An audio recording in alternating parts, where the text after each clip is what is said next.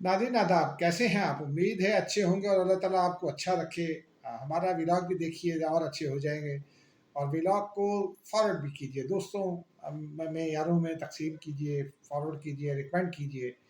जितना आप व्लॉग देखेंगे उतना इन्फॉर्मेशन फैलेगी और कुछ हमारा भी भला होगा। नाज़रीन अब आते हैं आज ही की ये जो ताज़ा तरीन सूरत-ए-हाल है, गुज़िश्ता रोज़ से चला हुआ है पीटीआई का काफ़िला। क्या हिकमत अमली है? अ, कौन चाहता है कि वो इस्लामाबाद पहुँच जाएँ? क्यों चाहता है? सहूलतकारी कौन कर रहा है? क्योंकि लगता तो यही है कि एस्टेब्लिशमेंट और हुकूमत कोई नहीं चाहता, लेकिन फिर भी इस पे बात करेंगे। फिर बानी पीटीआई ने कहा था पुरतशद्दुद रहेगा, क्या बानी पीटीआई ने कहा था तशद्दुद नहीं होगा, अब पुरअमन रहेगा, क्या पुरअमन रहा? कौन ज़िम्मेदार है? और आखिर में आपको 1-2 छोटी-छोटी खबरें और बताएँगे। तो नाज़रीन आगाज़ कर लेते हैं। कल कल से लॉन्ग मार्च का आगाज़ हुआ। इब्तिदा में तो यही खबरें आईं कि बानी पीटीआई की हिदायत पर बुशरा बीबी भी आ रही हैं। 2 रोज़ पहले उन्होंने एक मेडिकल सर्टिफ़िकेट है, जुम्मे के रोज़ मेडिकल सर्टिफ़िकेट पेश किया था अदालत में, नैब कोर्ट में, और ये कहा था कमर में बड़ी दर्द है, आ नहीं सकती, हिल नहीं सकती। मेडिकल बोर्ड बैठ रहा है, इलाज हो रहा है। लेकिन अब वो कल से कमर में कोई दर्द नहीं है, कोई मेडिकल बोर्ड नहीं है, वो चली आ रही है। ये मैं इसलिए कह रहा हूँ कि ये नैब कोर्ट के कुछ लोगों से मेरी बात हुई तो उनका ये कहना है। अब वो कहते हैं कि इसका मतलब है कि आप अदालत में आपने गलत बयानी से काम लिया और अगर प्रोसिक्यूशन चाहेगी तो फिर शायद तौहीन अदालत की कार्रवाई भी हो कि अदालत को मिस इन्फॉर्म किया, झूठ बोला अदालत के साथ तहरीरी तौर पर, और झूठ भी ऐसे बोला कि सर्टिफिकेट लेडी रेडिंग का है और नोटराइजेशन वो इस्लामाबाद से हुआ है। बहरहाल इब्तिदा में तो यही खबरें आ रही थी कि अली अमीन गंडापुर और उनके दरमियान इख्तलाफात हैं और जो कि दिखते भी हैं। और फिर बुशरा बीबी ने अचानक यूँ लगा, फिर पहले ये खबर आई कि अली बिन गंडापुर सऊदी पहुँचेंगे, वो पहुँच गए, फिर उसके बाद वो बुशरा बीबी के काफ़िले में भी शामिल हो गए। लेकिन बुशरा बीबी ने एक मुकम्मल कंट्रोल सँभाल लिया। ये कंट्रोल उन्होंने क्यों सँभाला है, किसके कहने पे सँभाला, ये अब कोई ढकी-छुपी बात नहीं रही। बानी पीटीआई ने 2 रोज़ 4 रोज़ पहले, आपको याद होगा, मैंने अपने व्लॉग में ये बताया था जब कि बानी पीटीआई ने अलीमा खान को भी धमकी दी है कि अगर नाकाम हुआ एहतजाज तो फिर मैं बुशरा बीबी के हवाले कर दूँगा पार्टी क़यादत। और इसीलिए जो है वो बुशरा बीबी ने वो कंट्रोल सँभाल लिया। अली अमीन गंडापुर पर भी एतबार नहीं किया, कारकुनों ने उनको वॉशरूम नहीं जाने दिया। ये सब तो रिकॉर्ड की बातें हैं ना, और इसीलिए अब मुकम्मल कंट्रोल अली अमीन गंडापुर के पास है और वो कुछ नहीं कर पा रहे। और अली अमीन गंडापुर जो है वो रास्ते में, जैसे वो पंजाबी फ़िल्में चलती थी ना, वो जग्गा बदमाश और चार खून दे प्यासे और अत खुदा दा वैर, वो कौन से थे, जाट ते गुजर, और वो एक आदमी बदमाश होता था और दूसरा आदमी पुलिस इंस्पेक्टर होता था। तो बस वो बदमाश बनकर चले आ रहे हैं, वो उतरते हैं, वो तोड़-फोड़ भी कर रहे हैं, लेकिन कोई उनको पूछने वाला नहीं है। वज़ीर आला हैं, उनको पाबंद किया गया था कि वो सरकारी मशीनरी इस्तेमाल ना करें, लेकिन वो सरकारी मशीनरी इस्तेमाल कर रहे हैं, कौन ज़िम्मेदार है? अच्छा, फिर वो अ, अ, ब ब पूरी रियासत ये कह रही है कि हम नहीं चाहते कि वो पहुँचे और हम उनको गिरफ्तार कर लेंगे। मोहसिन नकवी ने भी बयान दिया, अज़मा बुखारी मुसलसल बयान दे रही हैं, वज़ीर आला पंजाब भी कह रही हैं, ये कौन-सी जमात है, ये दहशतगर्द जमात है, फलाँ है, ढिमका है। भाई अगर दहशतगर्द जमात है और अली अमीन गंडापुर दहशतगर्दी कर रहे हैं तो पकड़ने में क्या अमरे माने हैं भाई? क्यों आप उनको गिरफ्तार नहीं कर रहे? आप वो रियासत पर चढ़ाई कर रहे हैं। सारी दुनिया में आपकी रियासत का मजाक बन रहा है कि एक वजीर आजम है, एक वजीर दाखिला, एक वजीर दिफा है, एक वजीर आला पंजाब है। ये सब मिलकर भी जो है अली अमीन गंडापुर का रास्ता नहीं रोक पाते। वो आता है, छोटे से सूबे का वजीर आला है, वो आता है और 100 मील का फासला जो है वो तमाम रुकावटें अपने ठोकर की नोक पे रखता है और यहाँ पहुँच जाता है, फिर यहाँ से आके गायब हो जाता है आपकी नाक के नीचे से, और फिर वो पिशावर बरामद होता है। कैसे? सवाल ये है कि कैसे? यानी इसका मतलब ये है कि कोई एस्टेब्लिशमेंट नहीं चाहती, हुकूमत नहीं चाहती, ये तो वाज़ेह है, खबरें भी आ रही हैं, फिर इक़दामात हो रहे हैं।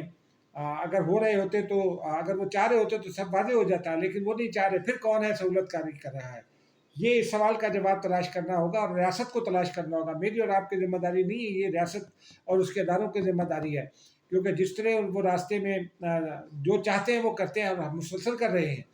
जो चाहते हैं वो करते हैं और यहाँ पहुँच रहे हैं, और अब लोग भी काफ़ी तादाद में कहते हैं कि उनके साथ हैं।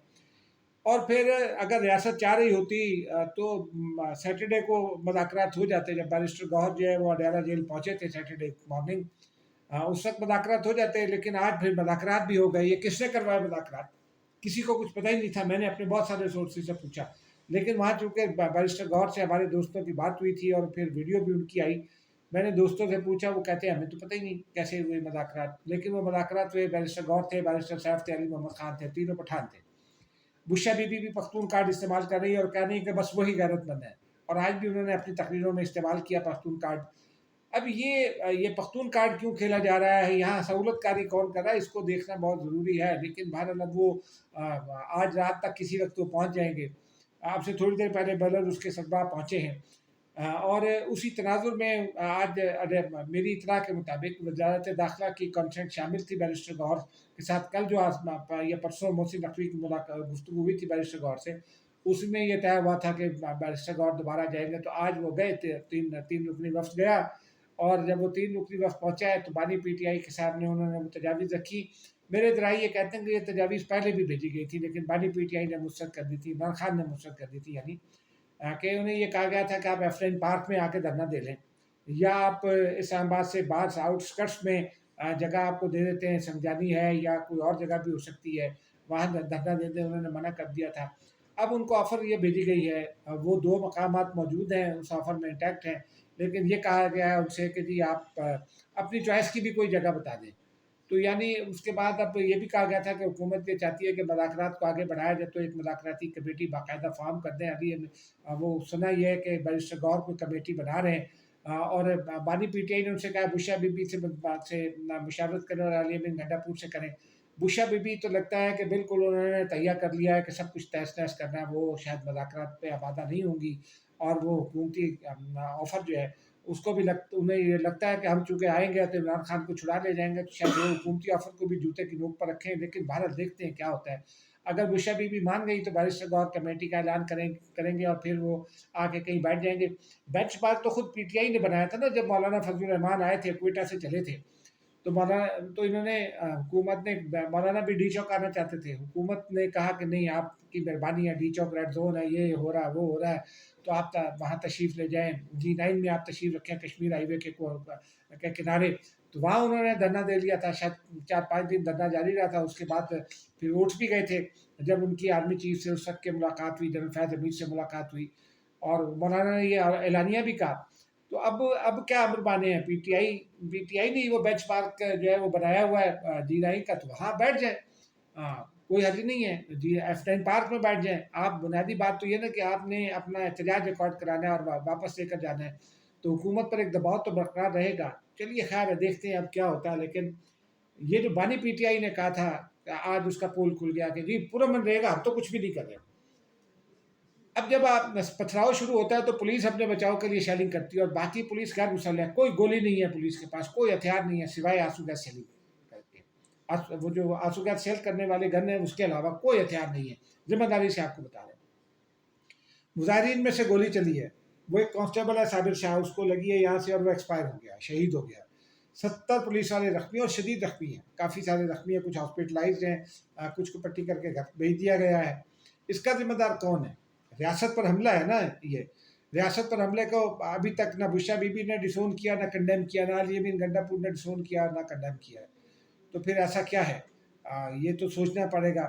اور اس درمیان میں ایک خبر یہ بھی آپ کو بتا دیں کہ وزارت داخلہ میں ایک اجلاس ہوا ہے، اس میں یہ طے پایا، اس میں یہ ڈسکس بھی ہوا باقاعدہ کہ جو یوٹیوبرز پہنچے ہیں ڈی چوک پر یا کہیں اور، تو ان کا یہ کہنا ہے کہ وہ حکومتی جرنلسٹ کے روپ میں آتے ہیں اور حکومتی جو حکمت عملی ہے وہ پہنچا دیتے ہیں آگے پی ٹی آئی تک اپنے یوٹیوب پروگرامز کے ذریعے اور ادروائز بھی، اور ان کو گرفتار کرنے کا فیصلہ کیا گیا ہے. ایک خبر اور ہے ناظرین، ابھی میں نے اس کی میں نارملی 3 جگہ سے تصدیق کرتا ہوں، تیسری جگہ سے تصدیق نہیں بھی، لیکن خبر انٹرسٹنگ ہے. خبر یہ ہے کہ اور دروغ برگردن راوی، خبر یہ ہے کہ نواز شریف صاحب پہنچ گئے ہیں مری. لاہور سے لے کر اسلام آباد تک کچھ سینکڑوں رکاوٹیں ہیں، سب رکاوٹیں دور کر کے وہ مری پہنچ گئے. کیسے پہنچے؟ ہیلی کاپٹر کے ذریعے. مجھے اجازت دیجیے، خدا حافظ.